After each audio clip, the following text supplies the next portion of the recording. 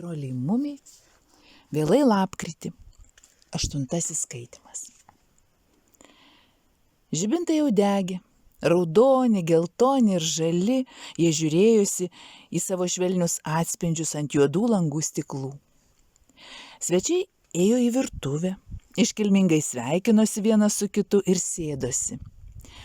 Bet Hemulis liko stovėti už savo kėdės, jis tarė: čia namų vakaras skirtas šeimai, prašau leidimo pradėti vakarą eilėraščiu, kurį parašiau pats šiai ypatingai progai ir paskyriau muminuko tėčiui.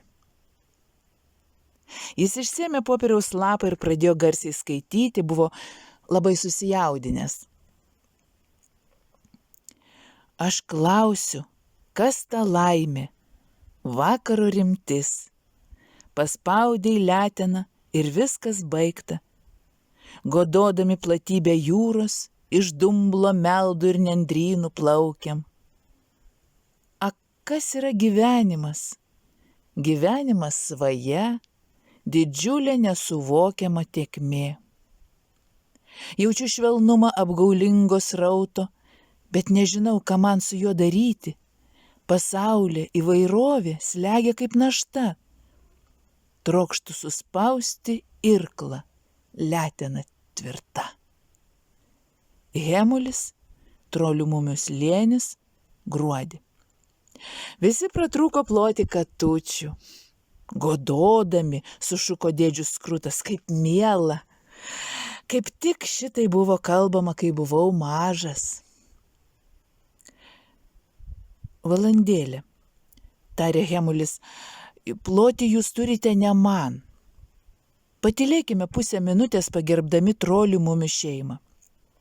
Valgome jų maistą, ar tai, kas jo dar liko, vaikštome po jų medžiais ir gyvename jų pakantumo, draugiškumo ir gyvenimo džiaugsmo pilnoje aplinkoje. Tylos minutė. Sakei pusė, sumurmėjo dėdžius Skrutas ir įniko skaičiuoti sekundės. Visi atsistojo ir pakėlė savo taures, buvo be galo rimtas momentas. 24, 25, 26, skaičiavo dėdžius Skrutas, šiandien jam buvo kiek pavargusios kojos. Šios sekundės jo nuosavos, šiaip ar taip, tai jo šventė, ne Trolių mumių šeimos, juk ne jiems skaudėjo pilvus. Ir jis pyko ant protėvio, kuris nepaisė laiko. Kol svečiai gerbė mumių šeimą tylos minute, pasigirdo silpnas savotiškas dunkstelėjimas lauke, kažkur palei virtuvės laiptelius. Lyg kas linktų palei namo sieną. Filifjonkas skubiai pažvelgė į duris, jos buvo užsklėstos. Jos ir Homsiuko žvilgsniai susitiko. Abu pakėlė nosis ir pauodė orą, bet nė žodžio nepratarė. Į sveikatą, sušuko Hemulis, už puikią draugystę. Visi išlenkė savo taures, jos buvo pačios mažiausios ir gražiausios, su kojele ir raštuotais raštais. Paskui visi galėjo sėstis. O dabar, pasakė Hemulis, programą tęs tie, kas iš mūsų patys nereikšmingiausi. Juk bus sąžiningiausia, jei paskutinis iš visų pasirodys pirmas, argi ne, Homse Toftai? Homsiukas atsivertė knygą bemaž pačiame gale, ėmė tyliai skaityti, padarydamas pauzę prie ilgų žodžių. 227 puslapis. Tik tai pasitaiko išimčių, kad ta gyvybės forma rūšies, kurią bandėme atkurti, išlaiko žolėdiškumą grinai fiziologinė prasme. Nors šios rūšies požiūris į aplinką, taip sakant, be paliovos agresyvinamas. Tokie pokyčiai nesusiję su pastabumo, vikrumo, stiprumo padidėjimu, kaip ir su kitokiais medžioklės instinktais, kokiu paprastai reikia mėsėdžių vystymuisi. Matyt, atbukęs dantų paviršius, nagai visiškai išnyksta, o regėjimas suprastėja. Užtat apimtis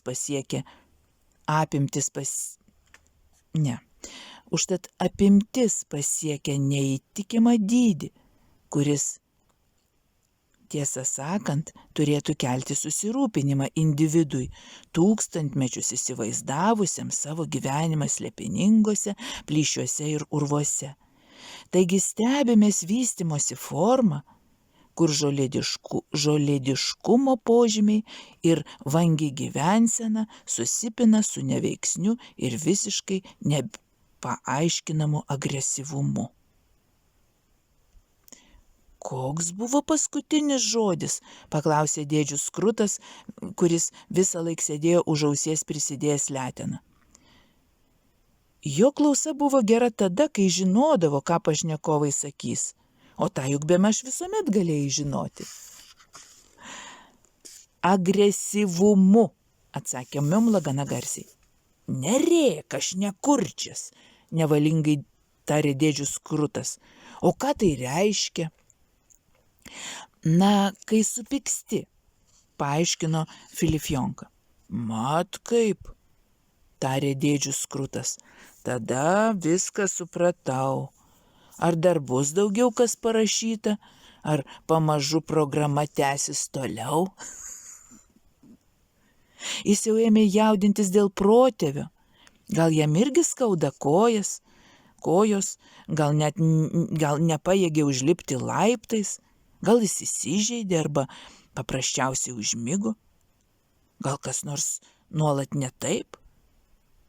Piktai galvojo dėdžius Skrutas. O tie, kuriems daugiau negu 100 metų, tampa nepakenčiami ir nemandagus. Miumla, paskelbė Hemulis, leiskite pristatyti. Miumla. Miumla išėjo į vidurį sutrikus ir labai pasitikėdama savim. Jos plaukai siekė kelius. Buvo matyti, kad jie puikiai išplauti. Ji greit linktelėjo galvas Nusmumrikui ir tas pradėjo groti. Grojo labai lėtą melodiją. Miumla iškėlė aukštyn letenas ir ėmė suktis ratu mažais slyščiančiais žingsneliais. Lele, tralele, griežė lūpinė armonikėlė, nejučia melodija tapo linksmesnė ir Miumla pradėjo šokti greičiau. Netrukus visą virtuvę užtvenkė muzika ir šokis, o ilgi rudi plaukai skriejo aplinkui it saulė. Kaip gražu ir linksma. Niekas negirdėjo, kaip padaras nevėkšliškai ir galingai šliaužė aplink namą, aplink ir aplink, nežinodamas, ko nori. Svečiai trypė taktą ir dainavo tralele, tralele. Miumla nusispyrė batus, nusvedė ant grindų kaklaskarę, nuo viryklės šilumos siūbavo popierinės girliandos, visi plojo letenomis, tada Snusmumrikas liovėsi groti ir balsiai sušuko. Miumla, didžiuodamasi, prajuko. Visi klykė, bravo, bravo. O Hemulis nuoširdžiai susižavėjęs padėkojo. Baisiai ačiū. Nedėkokit man, atsakė Miumla. Viena nieko nebūčiau padariusi, jūs prisidėjote. Filifjonka atsistojo ir pasakė, kad negalima liautis ir kad reikia. Ne tas pats. Nemanau, jog reikia daryti tai, ko negali padaryti. Visi susirado taures, nes manė, kad Filifjonka drož kalbą. Bet kadangi taip nenutiko, visi ėmė prašyti muzikos. Tačiau dėdžiui Skrutui nebebuvo įdomu. Jis sėdėjo ir lankstė servetėlę. Ji darėsi vis kietesnė ir mažesnė. Greičiausiai protėvis įsižeidė. Garbės svečiai šventę reikia atlydėti. Taip anksčiau būdavo pasaulyje. Jie labai negražiai pasielgė. Staiga dėdžius Skrutas atsistojo ir pabeldė į stalą. Mes labai blogai pasielgėme, tarė jis. Pradėjome švęsti be savo garbės svečio ir net lydėjome jo žemyn laiptais. Jūs gimėte per vėlai ir nieko neišmanote apie elegantiškumą. Per visą savo gyvenimą nesate matę nė vienos šarados. O kokia čia programa be šarados? Aš tik paklausiau. Štai ką jums pasakysiu. Programa yra parodyti patį nuostabiausią savo turimą dalyką ir dabar aš parodysiu jums savo bičiulį protėvį. Jis nenuvargęs ir jo kojos nenusilpusios, jis supyko. Kol dėdžius kalbėjo, Filifjonka ištaikė patiekti šiltus sumuštinius su sūriu, atsargiai, bet vis dėlto jį trukdė. Dėdžius Skrutas sekė kiekvieną sumuštinį akimis, matė, kaip jie atsirado jo lėkštėje, jis kalbėjo vis garsesniu balsu ir galop sušuko: tu gadini mano programą. Ak, atsiprašau, bet jie šilti, ką tik iš krosnės. Paimkit juos, paimkit, nekantri išdudeno dėdžius Skrutas, bet laikykit už nugaros, kad jis dar labiau neįsižeistų. Ir neškitės taures, taigi galėsit palinkėti jam sveikatos. Filifjonka iškėlė aukštyn popierinį žibintą ir dėdžius Skrutas atidarė drabužių spintos duris. Į žemai nusilenkė, protėvis irgi nusilenkė. Nepristatinėsiu jų tau, tarė dėdžius Skrutas, vis tiek pamirši jų vardus, ir tai nesvarbu. Jis prikišo savo taurę prie protėvio taurės ir jo suskambėjo, lyg abu būtų susidaužę. Šito tai aš jau visai nesuprantu, šūktelėjo Hemulis, Miumlas spyrė jam į leteną. Ir jūs susidaužkite su juo, pasiūlė dėdžius Skrutas ir žengtelėjo šalin. O kur jis nuėjo? Mes tikriausiai pernelyg jauni, kad su juo susidaužtume, skubiai įsiterpė Filifjonka, jis gali supykti. Sušūkime jam valio, riktelėjo Hemulis. 1, 2, 3. Valio, valio, valio. Kai jie grįžo atgal į virtuvę, dėdžius Skrutas pasisuko į Filifjonką ir tarė: tu nesi taip jau baisiai jauna. Taip, išsiblaškiusi sutiko Filifjonka, pakėlė savo ilgą nosį ir pauodė. Puvėsių kvapas, nepakenčiamas dvėselenos kvapas. Jį pasižiūrėjo į toftą ir jis nusuko akis ir pamanė. Elektringumas. Buvo puiku vėl grįžti į šiltą virtuvę. Dabar aš noriu pasižiūrėti stebuklingų triukų, pareiškė dėdžius Skrutas. Aš ne vienas neištrauksite triuko iš mano skrybėlės? Ne. O dabar mano programa, išdidžiai pareiškė Filifjonka. Žinau, kas bus, sušuko Miumla. Siaubingas pasakojimas apie tai, kaip vienas mūsų išeina iš kambario ir jį suėda, o tada išeina kitas ir jį taip pat suėda. Bus šešėlių vaidinimas, ramiai pasakė Filifjonka. Ji nuėjo prie viryklės ir atsisuko į juos. Šešėlių vaidinimas, kuris vadinasi sugrįžimas. Ji pakabino paklodę ant karties palei lubas, pastatė virtuvės lempą ant malkų dėžės už paklodės ir ėmė vaikščioti aplinkui užpūsdama žvakes vieną po kitos. Kai vėl bus uždegtos žvakės, bus suėstas ir paskutinis, sumurmėjo panosėje Miumla. Hemulis šnypštelėjo, Filifjonka užėjo už paklodės, ji švytėjo didelė ir balta. Visi žiūrėjo ir laukė. Ir tyliai, lyg šnabždėdamas, snusmumrikas pradėjo groti. Virš baltumos praskriejo šešėlis, juodas siluetas, tai buvo laivas. Laivo priekyje sėdėjo kažkas labai, labai mažas, su šukuosena kaip svogūnas ant galvutės. Čia pamanė Miumla, ji šitaip atrodo, bet kaip gražiai padaryta. Laivas pamažu toliau slydo per paklodę, jūros paviršium. Joks laivas niekuomet nebuvo plaukęs šitaip tyliai. Žinoma, ir per jūrą, ir tenai buvo visa šeima. Muminukas ir jo mama su krepšiu stovėjo palei turėklus ir tėtis su skrybelė. Jis sėdėjo laivagalyje ir vairavo. Jie plaukė namo. Tik vairas nekaip atrodė. Homsiukas Toftas žvelgė tik į mamą.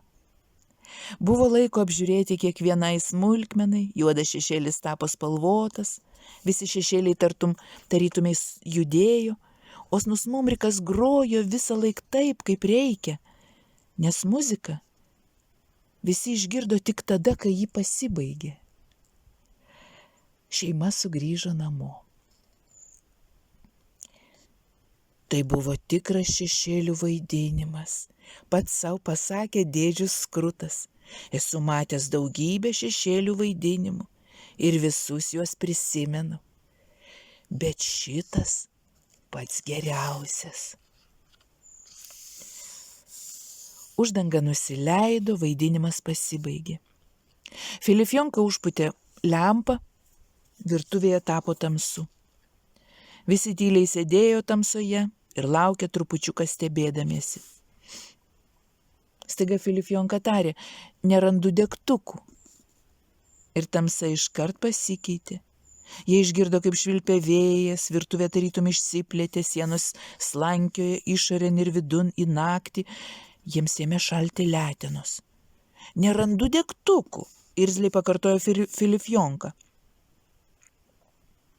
Kažkas nukrebždėjo ant grindų per stalo koją, kažkas apvirto ant stalo, visi pašoko, patamsiai atsitrenkė vieni į kitus, kažkas įsipainiojo į paklodę ir užkliuvo už kėdės. Homsiukas Toftas pakėlė galvą, dabar lauke buvo padaras. Didžiulis sunkus kūnas perbraukė sieną prie virtuvės durų, vėl sugrumėjo griaustinis.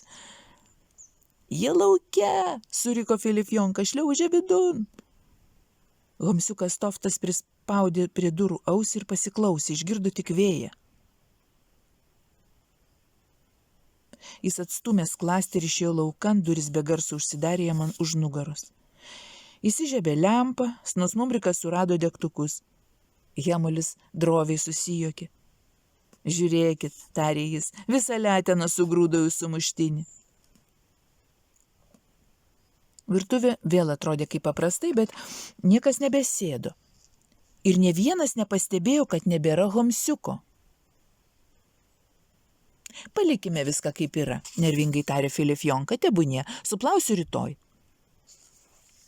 Bet juk jūs neketinate išsivaikščioti, sušuko Dėdžius Skrutas. Dabar, kai protėvis jau atsigulė, ir tik prasideda pats linksmumas. Bet ne vienas nebenorėjo švęsti toliau. Visi palinkėjo vienas kitam labos nakties, skubiai ir labai mandagiai, paspausdami letenas, po valandžiukės svečiai dingo. Prieš išeidamas Dėdžius Skrutas treptelėjo į grindis, jis tarė, šiaip ar taip aš likau paskutinis. Išėjęs į tamsą, Homsiukas sustingo ant laiptelių ir ėmė laukti. Dangus buvo šiek tiek šviesesnis už kalnus, kurių apvalainos apybraižos ryškėjo aplink Troliumo slėnį. Padaras laikėsi tyliai, bet Homsiukas juto, kad tas jį stebi. Homsiukas Toftas tyliai pašaukė, Numulitai, radiolariuk, vienaląsti. Bet padaras juk negalėjo žinoti tų keistų knyginių vardų.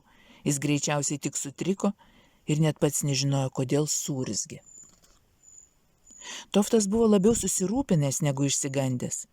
Nerimavo todėl, kad nežinojo, ko galėtų griebtis Numulitas, nes jis buvo pernelyg stambus, pernelyg piktas ir visiškai nepratęs būti nei stambus, nei piktas. Toftas nedrąsiai žengtelėjo pirmin ir iškart pajuto, kad padaras irgi žengtelėjo atgal. Tau nereikia čionai ateiti, aiškino Toftas, paėjėk trupučiuką nuošaliau. Įžengė toliau per žolę ir padaras davė jam kelią. Kaip nerangus beformis šešėlis linkdamas priekyje ir traškindamas bei lauždamas krūmus. Jis pernelyg sustambėjo, galvojo Homsiukas, dapo toks didžiulis, kad nebesusitvarko. Sutraškėjo jazminų krūmai. Homsiukas sustojo ir sukuždėjo: pamažėl, pamažėl. Padaras ant jo suurzgė. Jis išgirdo silpną lietaus ošimą. Audra buvo labai toli. Juodu slinko atgal, visą laiką Toftas kalbino savo gyvūną. Dabar jie prisertino prie stiklinio rutulio. Vakariais buvo žydras ir tamsoje aiškiai ryškėjo gilus ribėjimas. Neverta, pasakė Homsiukas, mes nemokame kandžiotis, niekuomet nepajėgsime jiems įkąsti, patikėk mano žodžiais. Numulitas klausė, bet gal jis tik klausėsi Homsiuko balso. Homsiukas užvarbo, jo batai peršlapo, jis nekantraudamas pasakė: susimažink ir pasislėpk, čia tu neišgyvensi. Ir staiga stiklinis rutulys aptemo, ilgo žydros bangos svaiginamai prasivėrė kaip gilus nasrai ir vėl susiglaudė. Vienaląstis gyvis sumažėjo ir grįžo atgal į savo stichiją. Stiklinis tėčio rutulys, kuris viską kaupė ir visko rūpinosi, atsivėrė priešais sutrikusi Numulitą. Homsiukas Toftas grįžo atgal namo ir nusėlino laiptais į savo sandėliuką palėpėje. Susirietė tinklę ir kaip mat užmigo. Kai visi įsivaikščiojo, Filifjonka liko stovėti virtuvės viduryje, paskendusi mintise. Viskas suversta, sujaukta, girliandos sutryptos, kėdės pargriautos, viskas apvarvėjęs stearinu nuo popierinių žibintų. Ji pasiėmė nuo grindų sumuštinį, įsiblaškiusi atsikando, likutį nusvedė į paplavų kibirą. Vykusi šventė, pati sau tarė Filifjonka. Lauke vėl lijo, ji dar pasiklausė, bet neišgirdo nieko daugiau, tik lietų. Jie atsitolino.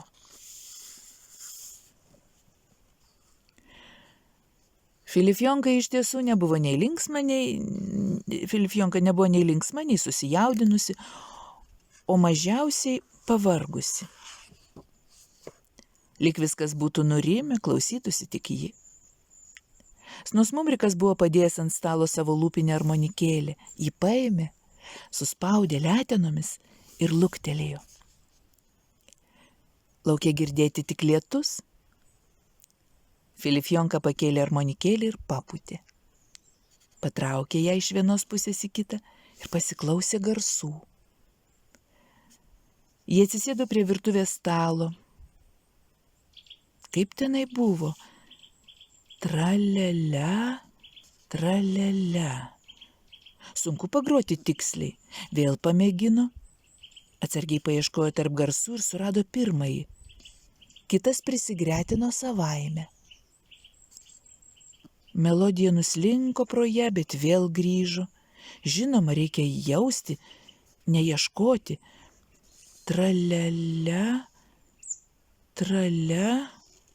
Ištisa garsų virtinė, kiekvienas buvo savo neginčiamoje vietoje. Bėgo valandos, o Filifjonka sėdėjo prie virtuvės stalo ir griežė lūpinę armonikėlę, pagarbiai ieškodama. Garsai ėmė panašėti į melodijas, o melodijos virto muzika. Ji grojo Snusmumriko daineles, grojo ir savas, nepasiekiama ir visiškai saugi. Ji negalvojo, kad girdi jos grojimą kiti. Ji negalvojo, girdi jos grojimą kiti ar ne. Sode viešpatavo tyla, visi šliužai išnykę, tenai juodavo įprastinis ruduo, švilpindamas vėją. Filifjonka užmigo prie virtuvės stalo, pasidėjusi ant letenų galvą. Puikiai miegojo iki 8:30 ryto, tada pabudo, apsidairė ir pati sau tarė: Štai kaip čia atrodo. Šiandien bus didysis švarinimasis. Na štai. Iki pasimatymo. Iki kito skaitimo.